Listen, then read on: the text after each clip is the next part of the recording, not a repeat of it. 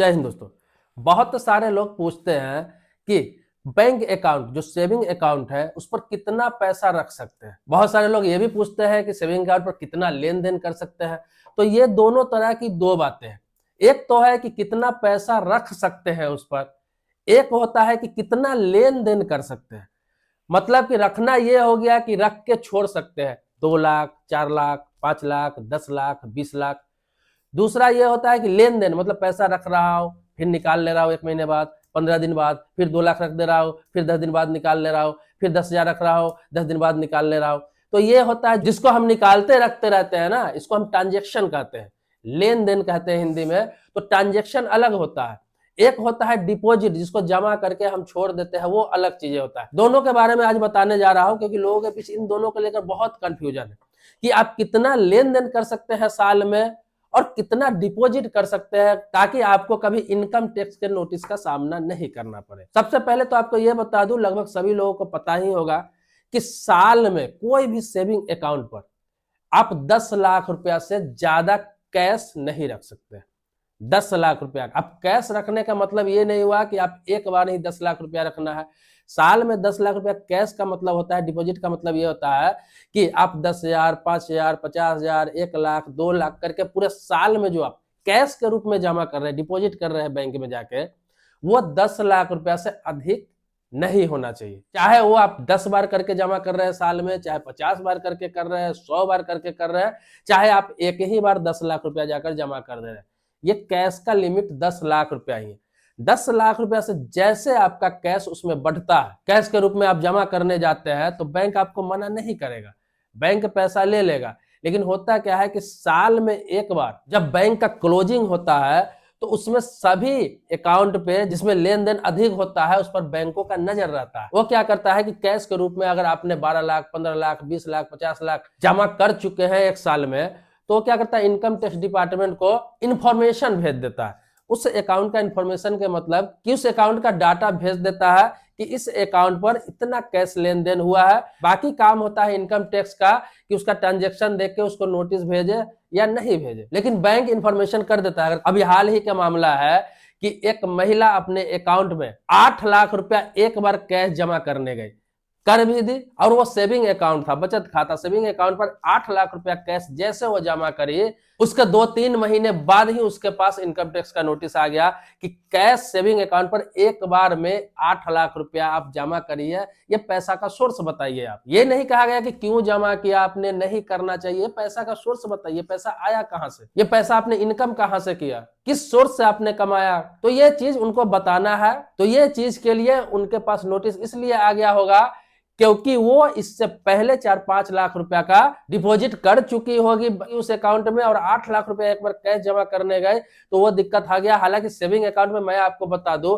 कि 2 लाख, 4 लाख, 5 लाख, 10 लाख रुपया एक बार जमा करना भी नहीं चाहिए। ये आप पर शक गहरा करता है बैंक का, और बैंक आपको दिक्कत करेगा ही करेगा। कभी भी आप 50,000 रुपए से ज्यादा जमा करने जाते हैं सेविंग अकाउंट पर, तो बैंकों के नजर में आ जाते हैं, क्योंकि 50,000 से ज्यादा करने जाते होंगे जमा, तो आप देखते होंगे कि आपको अपने पर्ची में जो स्लिप आप जमा करते हैं वहां पैन नंबर देना पड़ता है।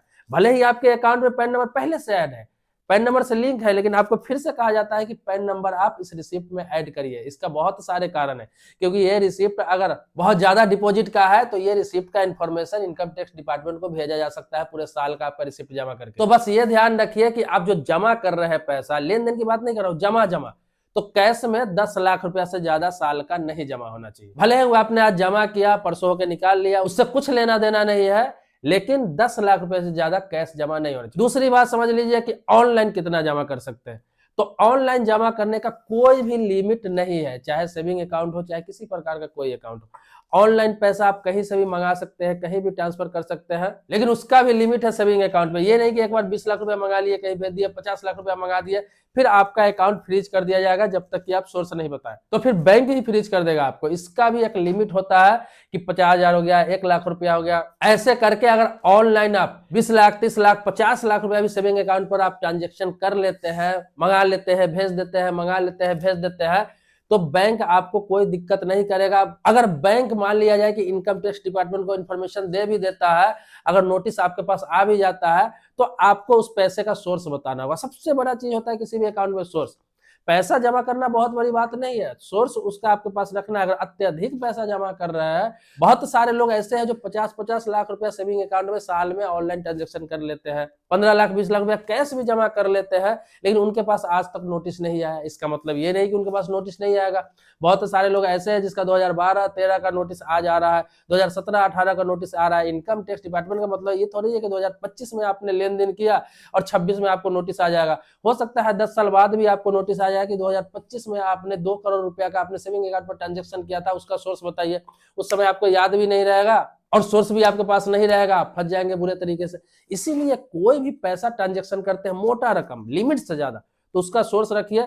10 लाख रुपए तक करते हैं, सोर्स की कोई आवश्यकता नहीं है आपको। उससे ज्यादा करते हैं तो अपने पास सोर्स रखना चाहिए। सोर्स का मतलब है कि ये पैसा किस काम का है, कहां से आपने कमाया, कहां से आया, कहां भेजे थे इस पैसे को। कहीं ये हवाला का पैसा तो नहीं है, कहीं 2 नंबर का पैसा तो नहीं है, कहीं स्मगलिंग का पैसा तो नहीं है, कहीं साइबर क्राइम का पैसा तो नहीं है। इसीलिए डाउट क्लियर करने के लिए आपके पास नोटिस आता है। किसी के पास इनकम टैक्स का नोटिस आता है, इसका मतलब ये नहीं होता है उसको टैक्स जमा करना है।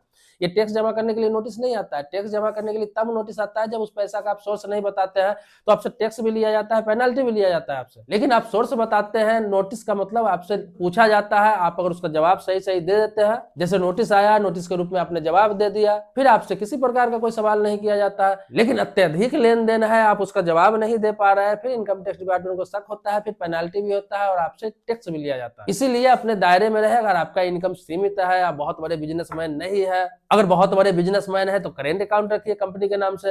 अगर ज्यादा लेन देन करते हैं, कोई आपका सर्विस का काम है, किसी प्रकार का ट्रांजेक्शन का काम है, किसी प्रकार का शॉप है, दुकान है, अगर ज्यादा ट्रांजेक्शन है, ज्यादा लेन देन है, तो इंडिविजुअल करेंट अकाउंट आप खोल लीजिए, उस करेंट अकाउंट में लेन देन कीजिए। लेकिन सेविंग अकाउंट का एक दायरा होता है, एक लिमिट होता है, इन चीजों को आप समझिए। तो बस इससे यही आपको समझ में आ गया होगा कि सेविंग अकाउंट पर आप 10 लाख रुपया तक कैश रख सकते हैं, रख भी सकते हैं, लेकिन वो आपका फुल लिमिट होगा। अगर कैश में रख रहे हैं, ऑनलाइन भी ट्रांजेक्शन कर रहे हैं, तो 10 लाख रुपया तक ही अकाउंट पर रखें। उससे अधिक पैसा आप सेविंग अकाउंट पर न रखें, अन्यथा आने वाले समय में आपको मुसीबत का सामना करना पड़ सकता है। हालांकि आपको बता दूं कि बैंक में जब सेविंग अकाउंट आप खुलवाने जाते हैं तो बैंक आपको लिमिट देता है, सेविंग अकाउंट में भी लिमिट रहता है। सभी बैंकों का अलग अलग हो सकता है। जैसे किसी अकाउंट में आप देखेंगे, जब ऑनलाइन आप ऐप में जाएंगे अपने, या फिर आप नेट बैंकिंग में जाएंगे, उसमें लिखा रहेगा कि एनुअल लिमिट 6 लाख, 7 लाख, 10 लाख, 12 लाख, इस तरह का लिमिट आपको दिया जाता है। सभी बैंकों का अलग होता है, सभी अकाउंट का अलग होता है। सेविंग अकाउंट में कई तरह के अकाउंट होते हैं, तो आप अपने बैंकों से भी पता कर सकते हैं कि मैं कैश अपने सेविंग अकाउंट पर कितना डाल के रख सकता हूं परमानेंट। तो जितना वो आपको लास्ट लिमिट बता देगा, उतना लिमिट ही आपको पैसा उसमें रखना है। बाकी उससे अधिक अगर करना चाहते हैं तो पैसे निकाल ले, फिर डाले, निकाले, डाले, लेकिन लिमिट क्रॉस ना करें। आजकल हर अकाउंट को आपको पैन से लिंक किया जाता है, आधार से लिंक इसलिए किया जाता है। हर चीजों में आपका पैन और आधार इसलिए ही लग रहा है कि इनकम टैक्स डिपार्टमेंट को जब भी आपका कुछ सर्च करना होगा, सिर्फ पैन नंबर से आपका सारा खाता, सारा एफडी, सारा इन्वेस्टमेंट, सबका डाटा इनकम टैक्स डिपार्टमेंट निकाल लेगा। इसीलिए सतर्क रहे, सावधान रहे, आप लिमिट में ही सब चीज करें। और इनकम कुछ भी कर रहे हैं, ये चीज याद रखिए, आप इनकम कुछ भी कर रहे हैं लिमिट से ज्यादा, उसका सोर्स आप अपने पास जरूर रखें। लिमिट से ज्यादा का मतलब कि आप जानते हैं कि 7 लाख रुपया तक आपको कोई टैक्स सरकार को नहीं देना होता है सालाना आपके इनकम पे। तो 7 लाख रुपया तक कमा रहा है तो उसका तो कभी भी हिसाब ही नहीं देना है, ना सरकार आपसे मांग रहा है। लेकिन 7 लाख रुपया से ऊपर आप इनकम करते हैं तो उसमें आपको अपना सोर्स रखना चाहिए कि आप ये जो काम करते हैं, जहां 7 लाख रुपया तक कमाते हैं, मेरा ये दूसरा काम भी है जिससे मैं ये इनकम करता हूँ। या फिर आपके पास कहीं मोटा रकम है तो उसका प्रूफ रखे, कहीं आप प्रॉपर्टी बेच रहे हैं। बहुत सारे लोग प्रॉपर्टी के मैटर में फंसते हैं। प्रॉपर्टी बेच रहे हैं, मान लीजिए आपका कोई जमीन है, बाप दादा का पुश्तैनी, चाहे खुद का ही खरीदा हुआ कोई प्रॉपर्टी था, कोई घर था, जो आपने उसको बेचा। तो कोई जमीन बेचा, आपने 50 लाख में बेच लिया, 1 करोड़ में बेच लिया, उस पैसे को आपने ऑनलाइन लिया या अकाउंट पर लिया, तो वो तो नजर में आ ही गया, उसका टैक्स किसी भी हालात में देना है। तो उसका सोर्स भी अपने पास रखे, ताकि बाद में आपको ये नहीं कहे कि पैसा आया कहां से। तो आप जो जमीन बेच रहे हैं कोई भी, और जिसको रजिस्ट्री कर रहे हैं, तो उसका एक कॉपी अपने पास, डीड का अपने पास जरूर रखे। ये जमीन मैंने फला डेट में इसको मैंने सेल किया है, बेचा है, और इस पैसे से मैं दूसरा प्रॉपर्टी खरीदने वाला हूं, या फिर मैंने खरीदा था। कभी मान ली 5 साल बाद ही आपके पास नोटिस आ जाए तो आपको पता चले कि ये जमीन को मैंने बेचा था, उस पैसे से मैंने दूसरी जमीन खरीदा था, तो आपके पास क्लियर रहेगा कि यहाँ से पैसा आया था और यहाँ गया था। ये एग्जाम्पल के तौर पर बता रहा हूँ। इस तरह से बहुत सारे सोर्स से हो सकता है किसी के पास पैसा आया हो, तो वो सोर्स आपके पास रखना चाहिए। वो आपके पास रहेगा तो आपको भविष्य में काम आएगा। मोटा पैसा का सोर्स हमेशा अपने पास रखना चाहिए। जरूरी नहीं कि हर पैसा पर आपको टैक्स ही देना होता है, लेकिन जानकारी आपको इसलिए रखना चाहिए कि कभी ऐसा नौबत आ जाए तो आपको बताने में आसानी हो, आपको नोटिस का जवाब देने में आसानी हो। दोस्तों, आप किसी भी तरह के मुद्दे पर इस तरह का वीडियो चाहते हैं, कुछ जानकारी चाहते हैं, चाहे बैंकिंग से संबंधित हो गया, इंश्योरेंस हो गया, फाइनेंस हो गया, गवर्नमेंट स्कीम हो गया, रेलवे से संबंधित अपडेट हो गया, तो आप कमेंट बॉक्स में अपनी बात जरूर रखेंगे। मैं आपके कमेंट के जवाब में वीडियो बनाने का प्रयास करूंगा। अगर सब्सक्राइबर नहीं है चैनल का तो सब्सक्राइब करिए, बेल घंटी दबाइए। मिलते हैं नेक्स्ट वीडियो में एक नए मुद्दे के साथ, तब तक के लिए शुक्रिया, धन्यवाद। जय हिंद दोस्तों।